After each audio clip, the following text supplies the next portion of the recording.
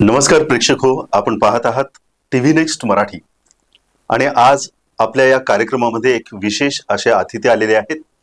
खरं म्हणजे असं म्हणतात की प्रत्येक घरात माणूस जन्माला येतो, पण काही अशी घरं असतात की तिथं फक्त माणुसकी जन्माला येते. ती माणुसकी जन्माला येण्याचं कारण म्हणजे त्या घरामध्ये एक संवेदनशील मन असावं लागतं. समाजातले सुखदुःख त्याला टिपून घेता यावे लागतात. आणि शेवटी माणसाचा जन्म हा या माणुसकी जपण्यासाठी झालेला असतो, परंतु अनेकदा या गोष्टींचा विसर पडत चाललेला आहे.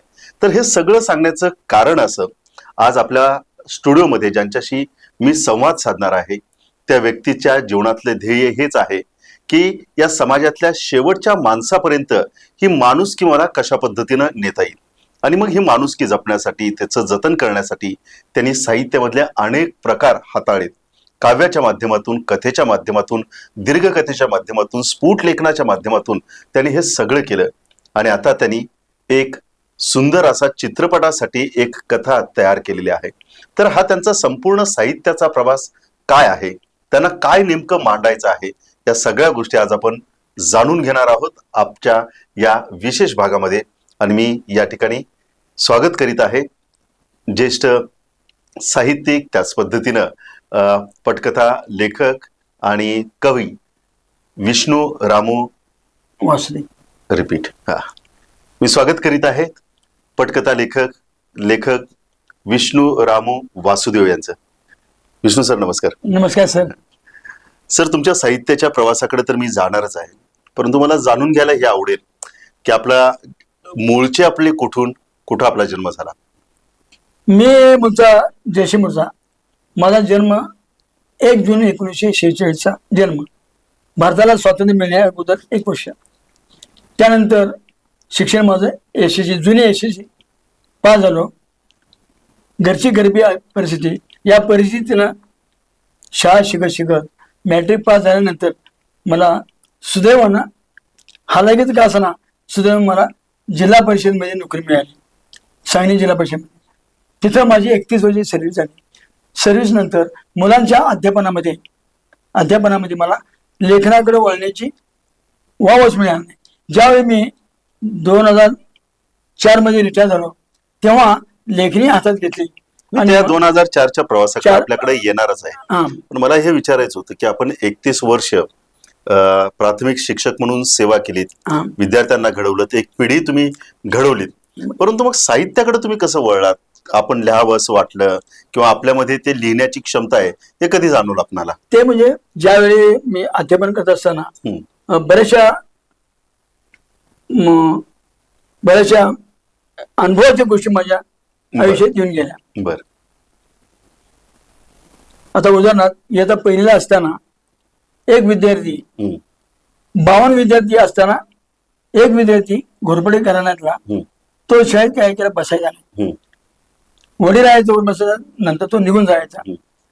मग ह्या मुलाला वर्गात बसना म्हणून त्याच्या वडिलांनी तक्रार केली ऑफिसात. हेड सरांनी मला बोलून घेतलं. म्हटलं, वाजव, हा घोरपड्यांचा मुलगा आता तुमच्या वर्गात आहे का? पण माझ्या वर्गात आहे. तो तुमच्या वर्गात बसत नाही असं पालकांची तक्रार आहे. तर म्हटलं, तो मुलगा आई वडिलांच्या पदराखाली आणि राजघराण्याच्या वाड्यात तो वाढायला असल्यामुळं आई वडिलांच्या मायापोटी तो जोपर्यंत वडील बसतोय तोपर्यंत बसतोय, नंतर निघून जातोय. मला मुख्याध्यापक म्हणाले, अशी तक्रार आपल्याला घ्यायचा ना, आपल्याला शिक्षकी पेशा आहे, तुम्हाला जमते का बघा, नाही तर तसं लेखी लिहून द्या. मी विद्यार्थ्याला म्हणालो, का रे बाबा, माझ्या मुळावर उठलास तू? इतके दिवस मी शिंगे बांगडे, बायकाचे केस, फुग्यावर केस विकत होतो परिस्थितीमुळे, आणि आता नशिबाने मला नोकरी लागल्या, आणि या नोकरीत तुझ्यामुळे तुम्हाला जाणार, त्याने लिखी लिहून द्या म्हणून म्हणाल्या. लिखित लिहून म्हणजे आपल्या या शिक्षक पेशेचा अपमान आहे. सरांना म्हटलं मी की तो मुलगा वर्गात बसत नाही, परंतु मुख्याध्यापकांना म्हटलं मी, सर, त्या मुलांना मी वर्गात कायमस्वरूपी बसण्यासाठी मी प्रयत्न करतो, पण माझा 2 वर्ष तुम्ही लॉगबुक अभ्यासक्रम तुम्ही मला, त्या मुलाचं मन वळवण्यासाठी मला तुम्ही अभ्यासक्रम थोडा बाजूला ठेवून त्या मुलांचं मनोरंजनातून तो वर्गात बसेल या पद्धतीने मी करतो, मला तुम्ही वाव द्या. हरकत नाही म्हणजे तुम्हाला महिन्याभर तुम्हाला दिलं, पण तो मुलगा मात्र वर्गात बसला पाहिजे. हरकत नाही. मग येतात बाबा बाबा म्हणजे सरकार. हम्म. ते सरकारला म्हटलं, घोरपडे सरकार तुम्ही एक करा की तुमच्या मुलगा तुमच्या पदाखाली तुमच्या मायेखाली तो असल्यामुळं तुम्हाला सोडून तो वर्गात त्याचं मन बसत नाही. मी जेव्हा तुम्हाला अशी मान करीन तेव्हा तुम्ही निघून जायचं बरं का, नंतर माझं मी बघतो. त्यानंतर वर्गात गेल्यानंतर कुत्र्याची मांजराची गडागडा ते हे गाडो कसं लोणतंय असं लोण्याची क्रिया केली, माकडांची क्रिया केली, मांजर कसं एकमेकाला बांधतात अशा प्रकारे, किंवा एखादे ससेचे कान झालेत लांब या अशी काव्यातून गाण्यातून सगळ्या मुलांना मी नाचत ठेवलं की पोरं जी पोरं 10, 15, 20 होती ती रोज आम्हाला काय गुरुजी शिकवतच नाहीत, रोज खेळ घेतात, गंमत करतात काय अशा रीतीने जी गैरहजर मुलं होती ती देखील रोज हे अरे गुरुजी काय अभ्यास घेत नाहीत, आपण शिकत चला, सगळा पट फुल झाला. पण 52 पटापैकी हे पोरग कधी उठायलाच तयार नाही, इतक्या कृत्या केल्या काय. म्हणजे तिथून तुमच्या एक नाही साहित्याला सुरुवात झाली, तिथून तुम्हाला एक नाही नाही सगळं नाही. ऐका मग काय झालं, तो मुलगा मी असं त्यांना वडिलांना बोलतो, तो निघून गेला बाबा काय माझा आणि पाठी घेऊन तो जायचा. असं महिन्याचे 2 दिवस उरले, आता 2 दिवस उरले, त्या मुलामध्ये काही प्रवृत्ती दिसत नाही. मग काय झालं, एक दिवस नेहमीप्रमाणे बरं काय कला वगैरे नृत्य करून दाखवलं, वेगवेगळ्या प्रकारच्या कृत्या करून दाखवल्या, पांगळ्याची, डोळ्याची, आंधळ्याची, पांगळ्याची, का ते पोरग म्हणलं भाऊ पोरं नाही प्रत्यक्षात असे कृत्या मी करून दाखवल्या, पण ते पोरग उठल तर खरं त्याच्यामध्ये काय ते निर्माणच होईना. आता काय करायचं, मग असं करता करता एक दिवस काय झालं, आता बसा म्हणलं म्हणून उडी मारून बसवलं.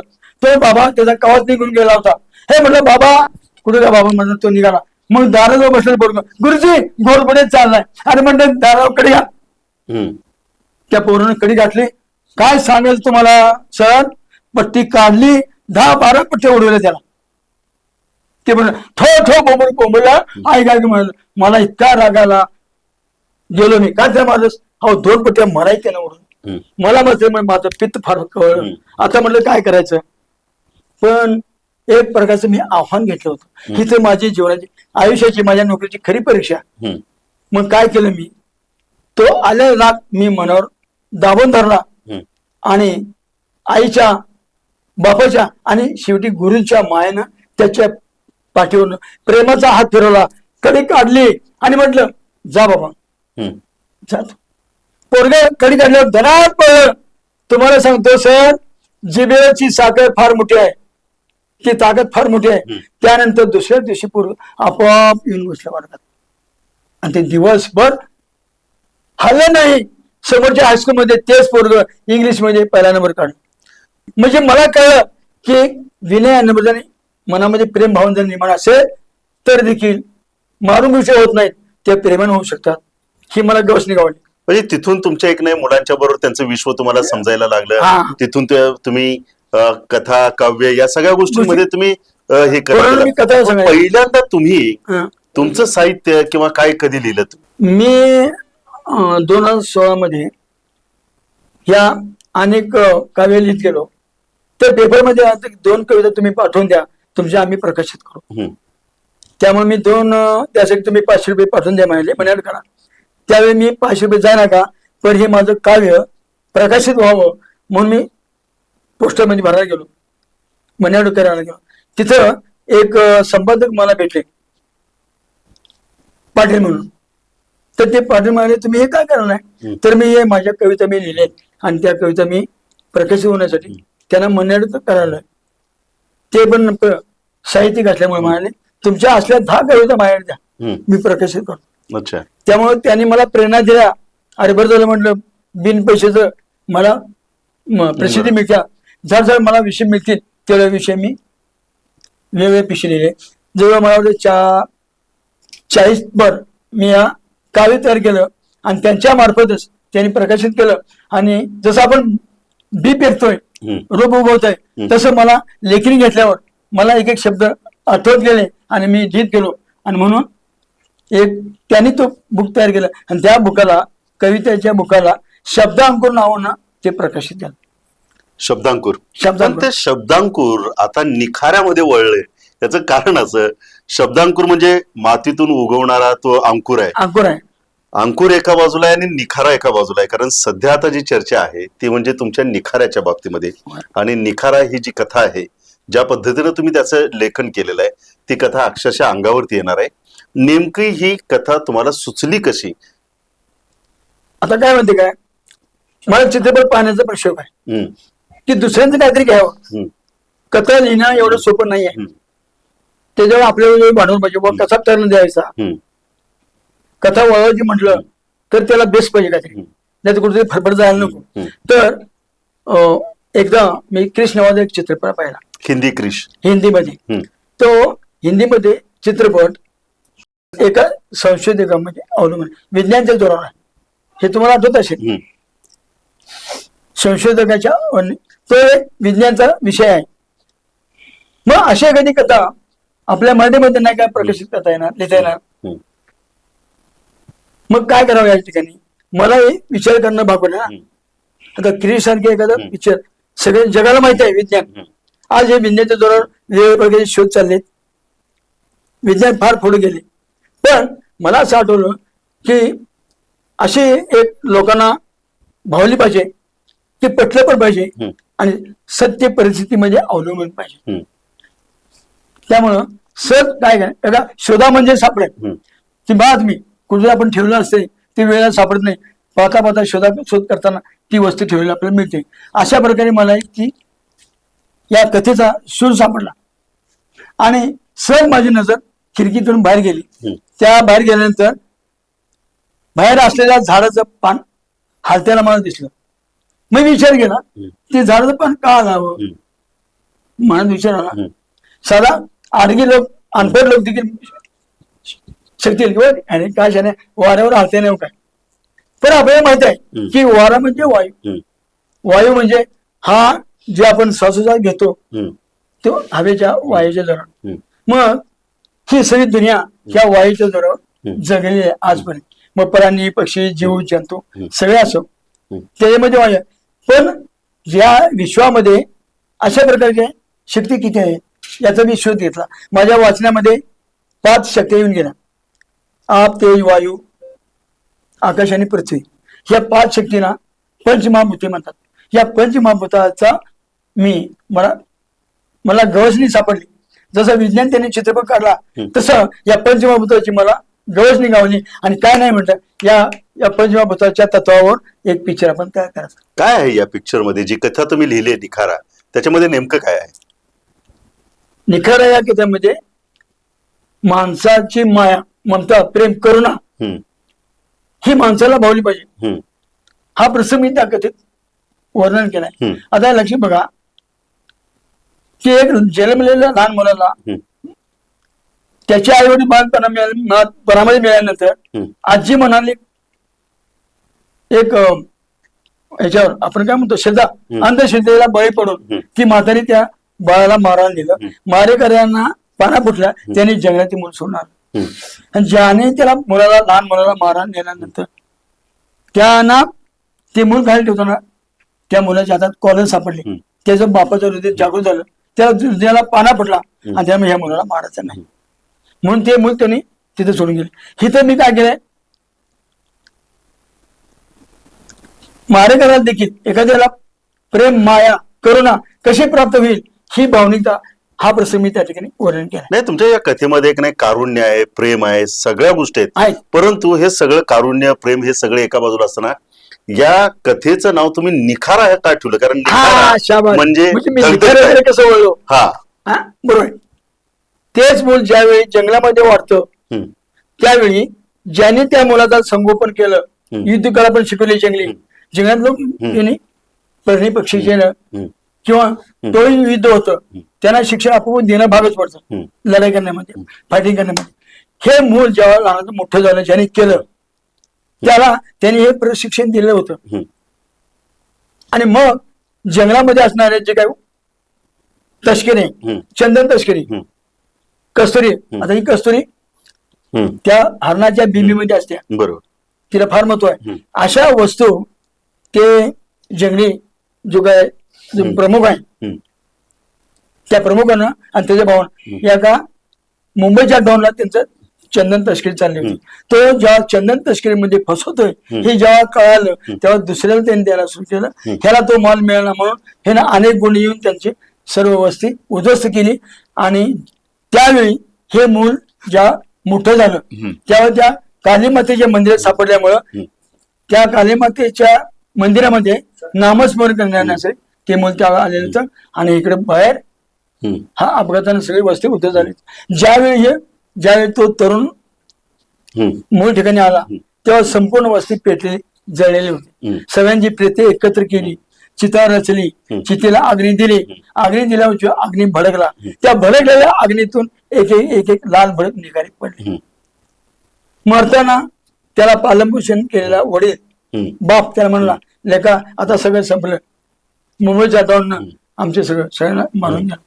मुंबईचा डॉन म्हटल्यावर तो कसा होता काय होता हे याला माहित होतं, कारण चंदन तस्करी करायची याला माहित होतं ना. त्यामुळे तो मुंबईला आला. आणि जेव्हा ते निखर पेटे दिसले त्यावेळी त्याचा अग्नी हृदयातला अग्नी पेटला. आणि ते बदला घेण्यासाठी ते इंग्लंड पाहून याच्या मनातला निखारा पेटला आणि तो मुंबईला त्याचा बदला घेण्याची तो मुंबईला. ही सगळी कथा त्याच्यामध्ये आता ही इतकी ज्याच्यामध्ये नाट्य आहे, ज्याच्यामध्ये करुणा आहे, ज्याच्यामध्ये सस्पेन्स आहे, ज्याच्यामध्ये एक थ्रिल आहे. मग ही कथा अनेक जणांनी कदाचित तुमच्याकडे मागितली असेल, अनेक जणांनी सांगितलं असेल की या कथा आमच्याकडे द्या, आम्ही त्याच्यावरती चित्रपट, अशा काही ऑफर्स आल्या का तुम्हाला? नाही, ऑफर आल्या, पण काय झालं, लेख लाडकी हे मी काव्य लिहिले, मी अनेक काव्य लिहिले. शब्द म्हणजे काय, शब्दांत देखील माणूस तुटतो पण माणूस जोडतो पण. त्यामुळं आणि हे शब्द विषारी फवारा एखादं गरीब प्रश्न असा ना, मग असं करताना ही कथा माझी चुरेल जाईल म्हणून हे माझं एक काव्य, लेख लाडकी म्हणून एक काव्य एका कवीनं अहमदनगरच्या कवीनं मी ते प्रकाशित केले. आणि ते मासिक पण आलं, त्या मासिक मध्ये माझ्या कविता होत्या आणि त्या मासिक मध्ये त्या व्यक्तीचं नाव होतं. आता व्यक्तीचं नाव घेत नाही, ठीक आहे. तर ती होता. नंतर मी तक्रार केली, त्यानं माफी मागितली, तो वेळ आहे. मग अशी कथा ही चुरीला जाऊ नये म्हणून मी इथं खासबा मैदानामध्ये मुंबई अखिल भारतीय मुंबई मराठी चित्रपट म्हणून आहे, बोरगावकर म्हणून, त्यांच्याकडे गेलो. त्यांनी ते म्हणले कथा तुम्ही कसं सांगताय या पद्धतीने लिहून आणा. त्या पद्धतीने मी कथा लिहून नये आणि ती कथा चोरीला जाऊ नये म्हणून रजिस्ट्रेशन केलं. ती कथा म्हणजे अनेक जणांनी मागितली. ती कथा कुठं नाही, भरपूर ऑफर तर आल्या, परंतु ती कथा सामान्य माणसापर्यंत जावी, तळागाळातल्या लोकांना कळावं की हृदयाला पाजर फुटणारी एखादी कथा आहे. अनपढ माणसाला देखील कळावं, या दिशेने चित्रपट पाहिल्यावर त्यांचा हृदय भरून यावं, या दिशेने मी कथा लोकांना मी दिली नाही. तर मी सुरुवातीलाच आपल्याला सांगितलं होतं की माणुसकी तळागाळापर्यंत जावी याच्यासाठी विविध साहित्याचे प्रकार आपल्या लेखणीतून त्यांनी उतरलेत. आणि त्याच लेखणीमधून शब्दांकुर पासून सुरू झालेला हा प्रवास निखाऱ्यापर्यंत येऊन थांबला. निखारा नावाची ही जी कथा लिहिली, त्या कथेमध्ये नाट्य आहे, कारुण्य आहे, प्रेम आहे, थ्रिलर आहे, सस्पेन्स आहे, पण या सगळ्यांच्या शेवटी माणुसकी जपता आली पाहिजे हा एक संदेश या कथेच्या माध्यमातून त्यांनी देण्याचा प्रयत्न करतायत. त्यांची मनोमनी इच्छा आहे की जर क्रिस सारखे हिंदी चित्रपट निघतायत तर मराठीमध्ये सुद्धा एखादा चित्रपट निघावा, आणि त्यासाठी त्यांचा तो अट्टहास आहे. मग ज्यावेळेस ही कथा त्यांनी लिहिली त्यावेळेस अनेक ऑफर्स त्यांना आल्या, परंतु पैशाच्या मागं न जाता जे खऱ्या रीतीनं हा विषय लोकांच्या पर्यंत पोहोचवू शकतात अशा लोकांच्या शोधामध्ये ते आहेत. एकंदरीतच 31 वर्षाचं आपलं शिक्षकी पेशाचं जीवन, त्याच्यानंतर साहित्य विश्व आणि त्याच्यानंतर हे चित्रपट लेखन, हे सगळंच विश्व त्यांचं समृद्ध करणार आहे. परंतु या समृद्ध विश्वाच्या शेवटी विषय एकच आहे आणि तो म्हणजे माणूस जगला पाहिजे आणि माणूस वाचला पाहिजे. तर सर, तुम्ही या ठिकाणी आलात त्याबद्दल मी आपले मनापासून आभार. खरोखर जे माझ्या हृदयात आहे तुम्ही वर्णन केलं साहेब, खरंच थँक्यू. का वाले दिवसेंदिवस अनाचार बलात्कार होत चाललाय, हे कुठेतरी थांबलं पाहिजे. किरीक्षण थांबतोय तसा हा देखील त्याला घटना कळली पाहिजे. या पंचमभूतांनी त्याला संदेश दिलाय की आमुटेकेंचा तिचा अत्याचार चालला, ते थांबलं पाहिजे. आता एक योद्धा 100 लोक लढू शकतो का? नाही. म्हणून मी काय केले, ह्याचं बॅकग्राऊंड तयार केले, अनेक योद्धे तयार केले आणि मग त्यांच्याबरोबर सामना केला. तुमच्या या योद्ध्यांना- सत्य परिस्थितीला धरून नेले. तुमच्या या योद्ध्यांना आमच्याकडून शुभेच्छा आहेत आणि येणाऱ्या दिवसामध्ये तुम्ही लिहिलेलं हे लिखाण आम्हाला चित्रपटाच्या माध्यमातून पाहता यावं हीच एक सदिच्छा आपल्याला व्यक्त करतो. धन्यवाद वासुदेव साहेब. अच्छा, हरकत नाही.